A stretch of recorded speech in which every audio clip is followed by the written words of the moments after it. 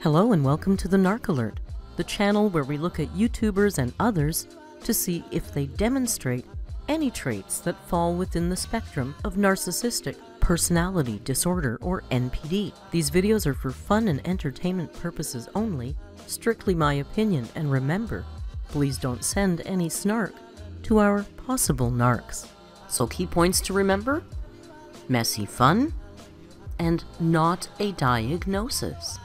Hello my lovely alerts and welcome back to the Narc Alert. Well, this is a little different, isn't it? I'm not live, I'm on video. You know why? Because tonight I want to try something really different. I want to throw my hat into the commentary community. Now, we might not always cover narcissists, but tonight's topic probably falls into that. Tonight, I want to take a look at Andrew Tate. I don't have food in the morning.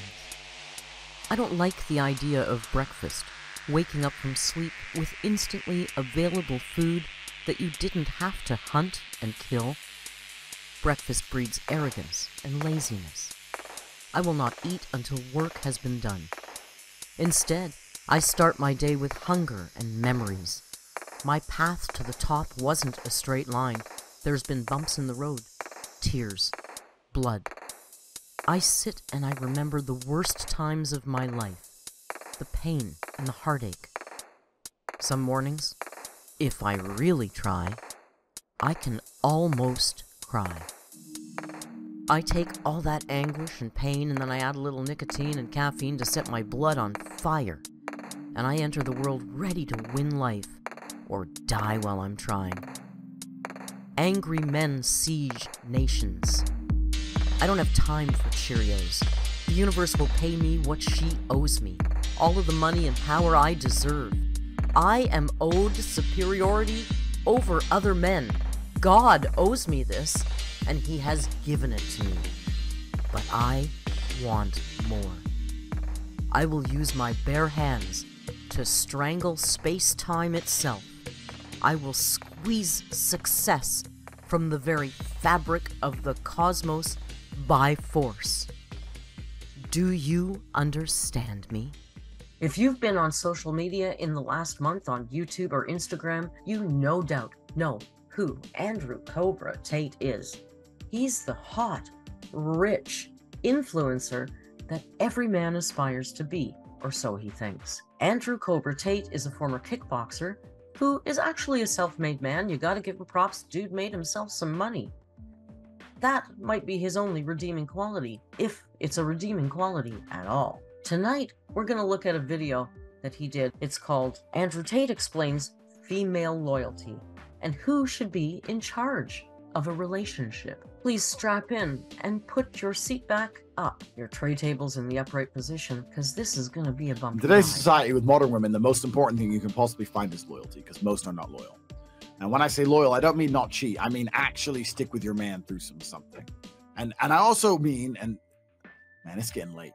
But I also mean stick with your man. I think the ladies want to hear it, man. Ladies, do you want to hear it? Of course. No, okay. So even if your man hits the club and he messes around with some other chick or whatever, he's your man. You can't leave the man you love. Absolutely not. You cannot leave the man you love. If you're in love with a man and he's your man and he takes care of you and you truly love him, you can't be leaving him for any reason, especially not some little bit of pussy on the side. Most women do give a fuck about a little bit of pussy on the side. Who gives a fuck? That's not even big enough reason. It's not important. But he doesn't love Marine, you. I'll give you a if he has chance. other Ladies, pussy. because I already know he's about to trigger the fuck out of all of you.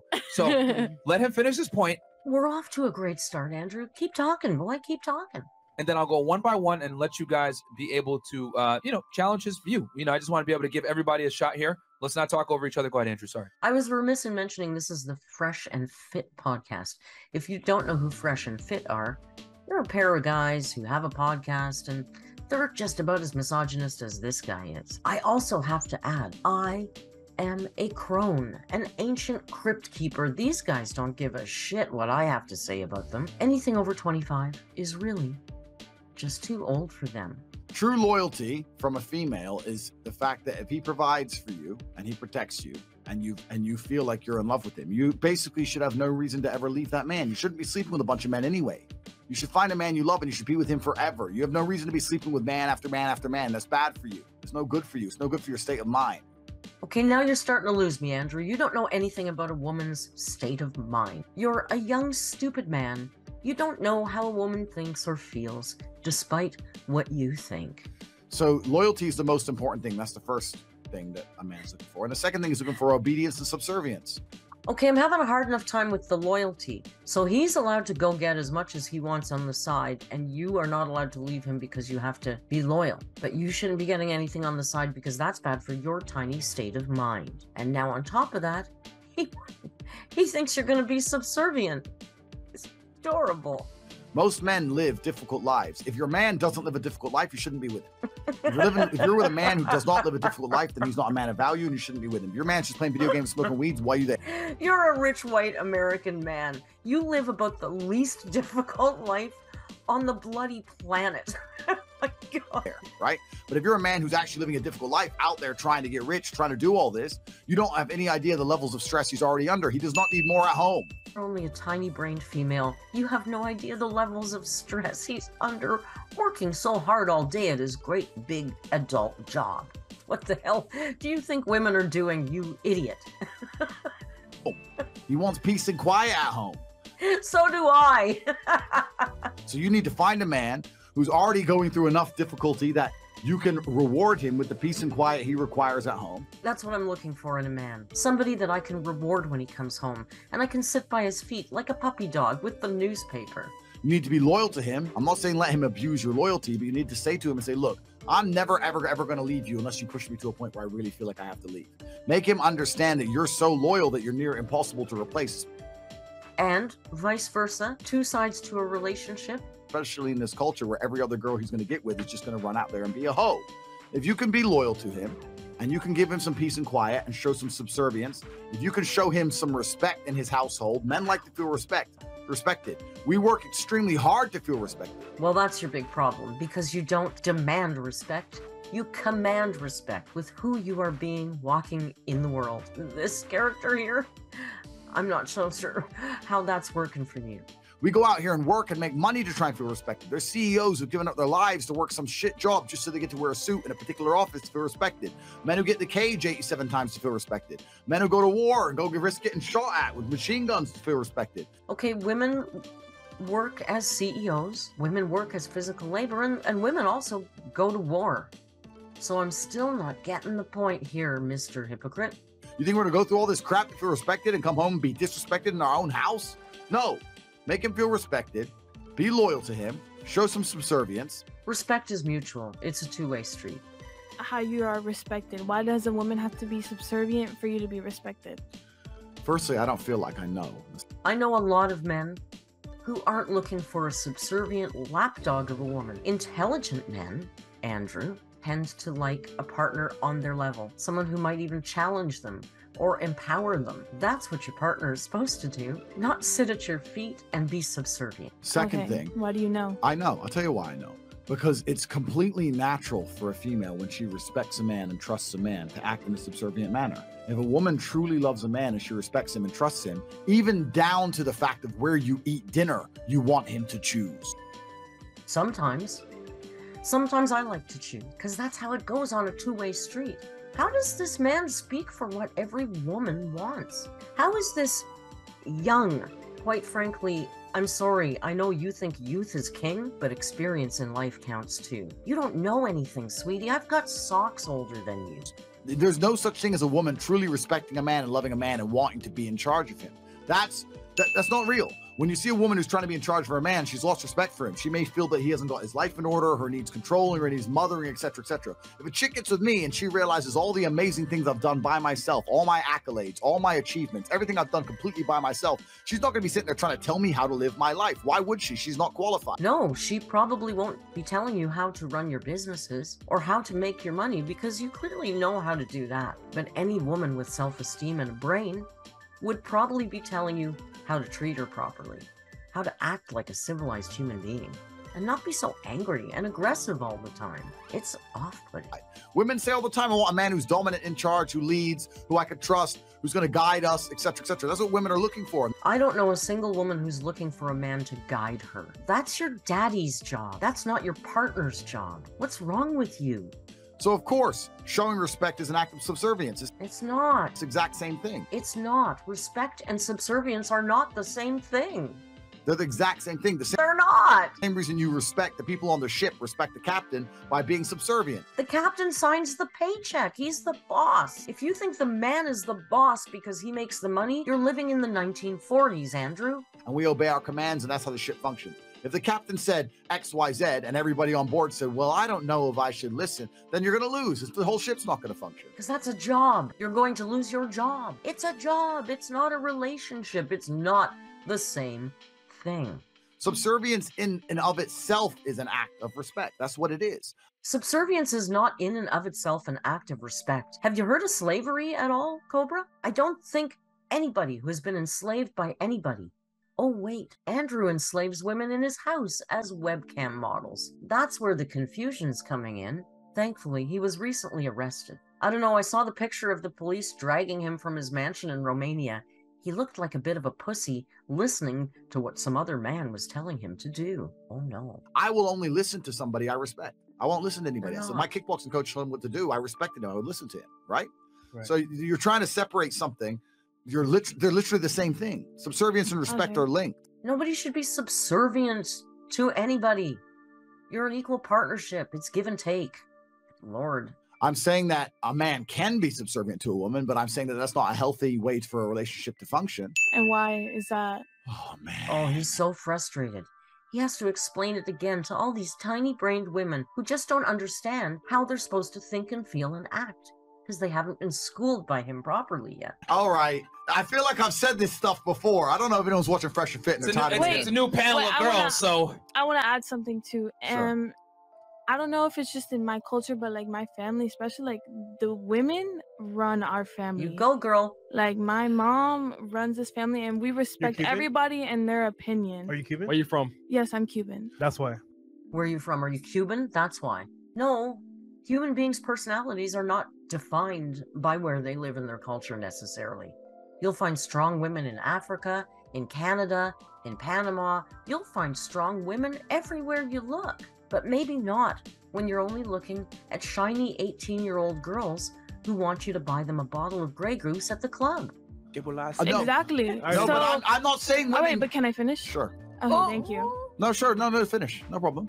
That the women and everybody respects their opinion. We take everybody's opinion into account. It's just my mom was the first one to come here in this country, so everybody respects her and her opinion because she knows the most about how to, like go along in this country and do things right. I didn't say women can't have an opinion. That's not what you're talking about at all. That's not what she's talking about. Clearly, he wasn't listening. I bet you when he hears a woman's voice, he just hears wah, wah, wah, wah, wah, wah, and tunes right out. I didn't No, say that. and I didn't say that either. But like you're saying that men run, like are the first ones to have the opinion and run shit. But that's not true. Women can run shit too and still have the respect for men. I'm saying that in the happiest relationships on the planet, the man is in charge. How does he know that? Where does he get that quantitative fact that the happiest relationships on the planet, the man is in charge? He doesn't seem to be in a relationship. I'm sure none of his frat boy friends are in great long-term relationships. If he talked to any man in a long relationship, they probably would tell you subservience isn't it. I'm saying that in That's most. false. That's not false. I'm saying in most situations where a woman is in charge of her It man, is. sooner or later she's going to leave his ass because she gets tired of him. I'm saying that My women. parents are both happily together, and my An mom runs exception does him. not disprove the rule. An exception does not disprove the rule. Okay, you don't have to. This is what he does. He's been challenged, and he's been presented with a fact that is true by a girl who, although soft-spoken, doesn't seem to be backing down. So his response is to get up on his hind legs and raise his voice and try and sound as authoritative as possible. Tiny, tiny man, take a seat. Even if what you're saying is true, it's an exception. It's not. And an exception does not disprove the rule. Your truth will not sway what I'm saying is the absolute for all humans. Your experience is irrelevant. I'm going to talk loud and in a strict voice so you truly understand me, tiny brain female. The rule is as follows. The happiest relationships on earth are with a man And who is who in makes charge. the rule? The rule is made by biology. That's who makes the rule. The rule is made by biological triggers. The happiest relationships I've ever seen are two equal partners who help each other. Sometimes one gives more, other times the other gives more, but you're loyal to each other and to the relationship. No, biology is not a theory. Yes, it is. It is a theory. You cannot tell me it's not a We theory. have evolved in a very particular manner. See, they don't pick generally very intelligent, strong, very composed women on the Fresh and Fit podcast, or neither does Andrew Tate. They're very pretty girls. They're very pretty young girls. This one thinks biology is a theory. It's not, but it's a science. Girl, it's a science. But you see, men like this, they can't deal with intelligent, strong-willed women. They surround themselves with these little tiny, you know, fancy, pretty girls. Some of them are often gold diggers, not all of them, but you know, that type. Because a strong-willed woman with a brain would challenge these idiots, and they wouldn't stand a chance. And we've evolved in a manner in which women needed men for physical protection, and because you needed men for physical protection, I know you know karate, blah blah blah, but most of the women out here evolved needing men for physical protection. I didn't evolve needing men for physical protection. Did females as a species need men as protection? Yeah, we did a long time ago. But the key word, Andrew, the word that you're using over and over again, but apparently have no clue what it means, is we have evolved. And they afforded that. They were given that by being subservient to said man. They'd come along and they needed a man to protect them, or they needed a tribe to protect them. No. Women needed men to cook, to hunt. Men needed women to take care of stuff at home. And that's just how it worked out, because way back then, hunting and living as a caveman, you had to be a man and they're physically larger and stronger. It's just that, and that is biology and science. But that was a few thousand years And ago. they'd obey that man. You can't go up to a man and say, I'm not going to obey you. I'm your boss. Fucking protect me. That's not real, right? This is all biology. This is all biology. This is all evolutionary. This is the way that humans have evolved across hundreds of thousands of years. You're sitting here saying things because it's just new think. It's not real. It's not new think, dude. You used to have a tail.